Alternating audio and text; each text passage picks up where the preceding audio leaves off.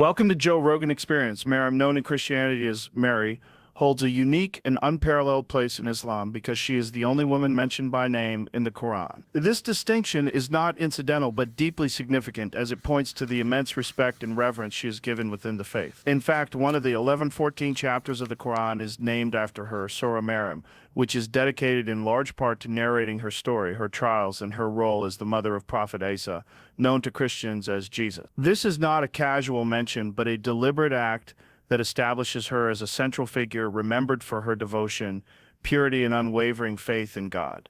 In the Quran, her name appears more than 30 times across various chapters, often in contexts that highlight her chosen status. When the angel approached her with the news of her miraculous conception, it was presented not merely as a biological miracle, but as a sign of divine wisdom and power. The fact that the Quran names her explicitly while many other revered women are referenced more subtly or symbolically underscores the honor and status given to her. This choice also reflects the way Islam places her story as timeless, transcending cultural and historical contexts, and establishing her as a model of virtue for all believers, not just women. The naming of Surah Maryam is particularly noteworthy because entire chapters of the Quran are usually dedicated to prophets or central themes, and the fact that a woman was given this place reflects the profound respect accorded to her. Her story in this chapter is not simply about being the mother of a prophet, but about her direct relationship with God, her struggles, her resilience in the face of societal judgment, and her absolute reliance on divine guidance. In this sense, she becomes an exemplar not through association with a male figure, but through her own identity and action. This detail carries weight not only in Islamic scholarship, but also in interfaith understanding, because it illustrates how central she is in Islam,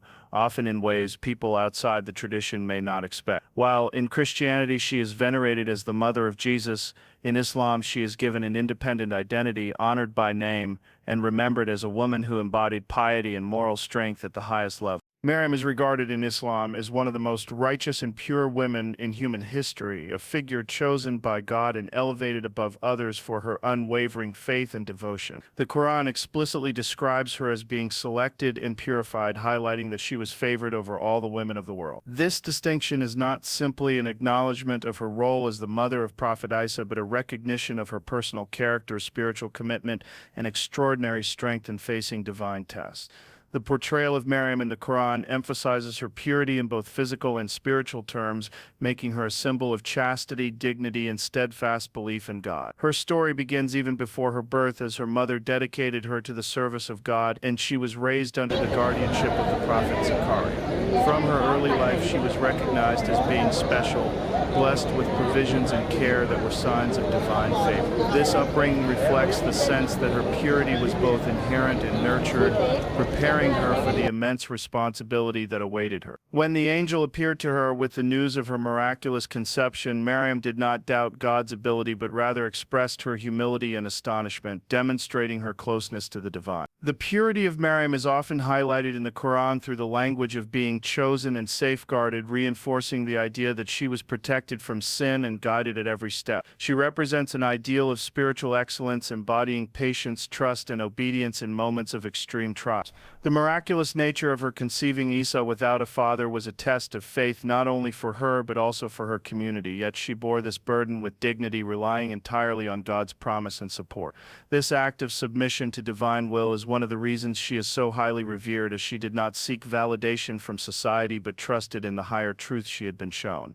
Her honor in Islam is not limited to her connection with Isa, but is rooted in her own devotion. The Prophet Muhammad himself spoke of her as one of the four greatest women of all time, placing her in the highest rank of righteousness. Through her, the qualities of purity, strength, and trust in God are embodied in a way that transcends time, culture, and community, making her a role model for all believers. Maryam occupies a rare position as a figure deeply respected across multiple faith traditions, serving as a powerful bridge between Islam and Christianity. In both religions, she is honored not only as the mother of Jesus, but also as a woman of exceptional faith, dignity, and purity. In Christianity, she is revered as the Virgin Mary, a central figure in theology, liturgy, and devotion. In Islam, she is remembered as Maryam, a chosen servant of God whose story is told with reverence and detail in the Quran. This shared admiration for her creates a common spiritual ground between Muslims and Christians, even though their theological interpretations differ. In the Quran, Maryam is given a distinct identity that is independent of her role as the mother of Isa. She is praised for her devotion, resilience, and purity, with her story presented as an example for all believers.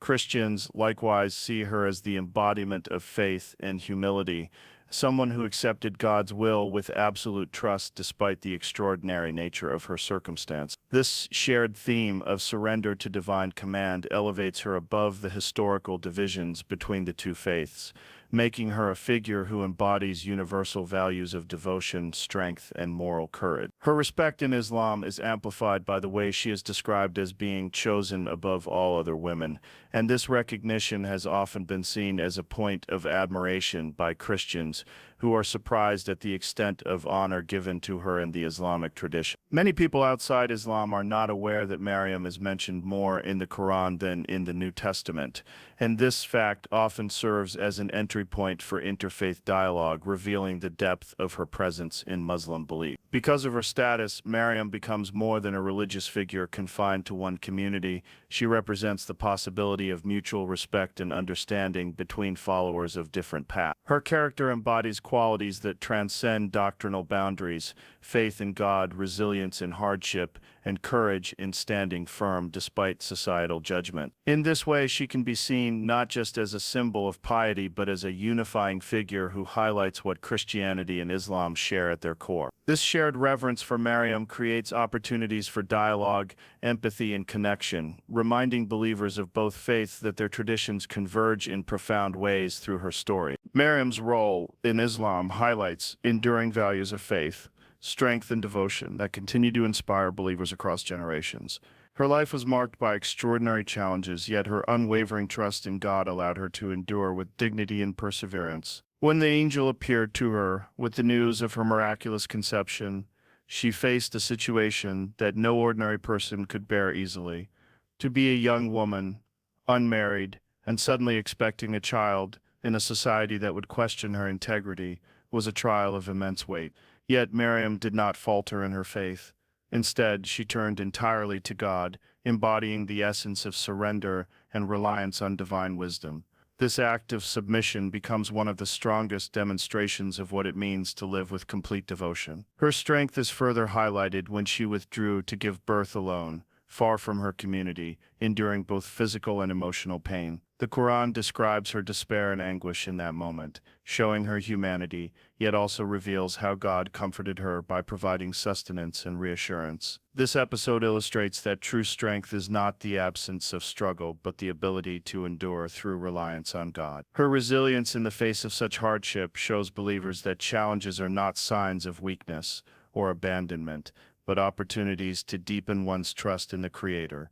Maryam's devotion is also evident in how she carried out her responsibilities with grace despite judgment from others. When she returned to her people with the infant Isa, she remained silent as commanded by God, allowing the miracle of her son speaking in the cradle to vindicate her. Her patience in that moment demonstrates profound faith, as she chose divine instruction over defending herself by ordinary means. This silence, paired with her composure, speaks to the depth of her reliance on God's plan rather than societal approval. The values she represents go beyond gender or time. She is not only a role model for women, but for all believers, who strive to embody faith, courage, and devotion in their own lives. By standing firm in her belief and showing trust even in the most trying circumstances, Maryam's story becomes an enduring lesson in spiritual resilience. Her life is a reminder that true honor and strength come from closeness to God, and that devotion is demonstrated through patience, humility, and unwavering reliance on divine guidance.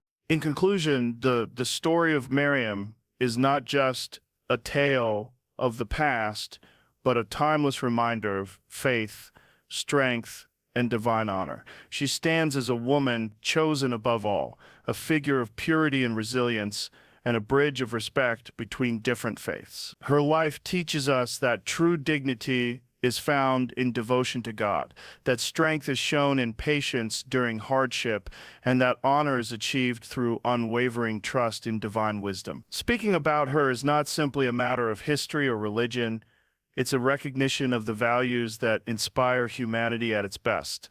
Thank you for listening with an open mind and heart, and may the lessons from Maryam's story bring clarity, inspiration, and strength to your own journey. Good luck in carrying forward these values in your life, and thank you once again for being here.